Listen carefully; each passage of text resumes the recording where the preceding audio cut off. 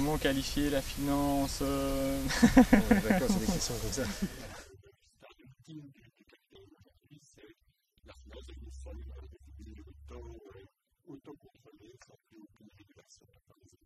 Actuellement, je pense que la finance n'est pas ce qu'elle devrait être. Elle devrait être un outil au service de tout le monde, mais quand on voit qu'actuellement 98% de tout l'argent qui existe est dans les sphères spéculatives, on peut se poser des questions quant à son utilité sur l'économie réelle. En crise, non? En crise, manque de contact avec le citoyen moyen, parce que ce sont voilà, souvent des gros volumes d'argent dont on parle souvent quand on parle de finance. Elle s'est éloignée, elle est impersonnelle. Déconnecté de la réalité. Déconnectée de la réalité, et il faut que... Et il y a un besoin de changement. Toxique, spéculatif et pas un futur. Aujourd'hui, compte tenu du contexte des crises financières, la finance fait peur.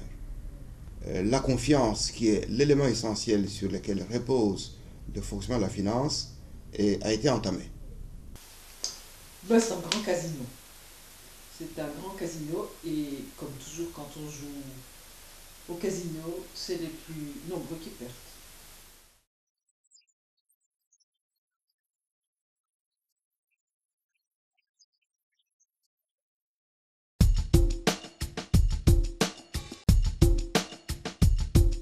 Mon idée vraiment très chère, ce serait vraiment faire une petite banque des pauvres, des gens qui n'ont pas beaucoup d'argent, mais qui se sentent, qui viennent dans leur banque. Je me suis engagée dans ce genre de mouvement, c'est un petit peu pour essayer de trouver des solutions pratiques, locales, à ce genre de problème. Et puis bon, là on s'est donné différents objectifs à atteindre, donc en termes d'éducation à la finance alternative, donc d'éducation à l'investissement socialement responsable et les monnaies complémentaires bien entendu. Et c'est l'aspect monnaie complémentaire qui a primé, je veux dire c'est là que l'engouement s'est créé.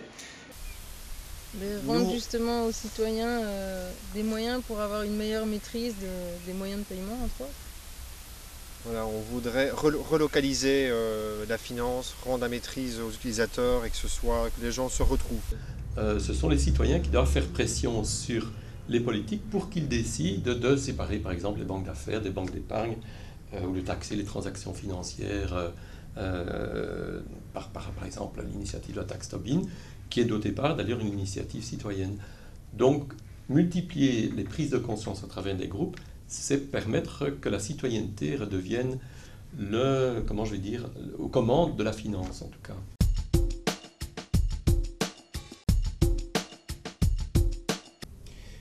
Faire partie d'un groupe est essentiel parce que ensemble on peut faire plus qu'on ne peut faire seul. Et ensuite, il y a des gens qui disent qu'il y a toujours plus dans deux têtes que dans une seule tête. Donc, il faut se mettre ensemble pour relever ensemble des défis, pour aller de l'avant ensemble. Tout seul, eh bien, on ne sait pas faire grand-chose. Le groupe permet une émulation. Le groupe permet aussi de rectifier des avis trop divergents et donc de se centrer vraiment sur un objectif bien précis. Et puis voilà, il n'y a rien de mieux que d'être ensemble pour faire quelque chose, quoi. Alors ça, moi je pense que c'est essentiel et on en a déjà discuté. C'était une des raisons aussi pour laquelle on voulait adhérer à un réseau, parce que les idées sont toujours bonnes, mais il faut les partager, sinon on reste dans des micro-projets localisés et on a un impact très limité. Donc ne fût-ce que par l'échange des idées au sein du réseau, on peut s'apporter des choses, l'échange d'expériences aussi pour ne pas faire tous les mêmes erreurs. Le fait d'être dans un groupe local, ça a du sens, mais le fait d'être dans une structure plus large, évidemment, nous permet d'avoir une certaine crédibilité et d'avoir un support d'une structure plus connue, qui a déjà une certaine réputation, une certaine crédibilité auprès des gens, et qui nous offre évidemment une structure logistique, informative, beaucoup plus large, et qui nous permet beaucoup plus de choses. Je crois aussi que le RFA a un regard un peu stratégique sur le futur, en essayant de rallier des petits mouvements à gauche et à droite à cette idée derrière la tête de créer quelque chose de plus visible vis-à-vis des pouvoirs politiques. Et donc c'est très intéressant. Ça rejoint les objectifs locaux, d'être visible localement en pouvant l'être plus nationalement. Ça contribue à l'un et à l'autre. Gagner en crédibilité, à mon avis, aussi un peu. Oui.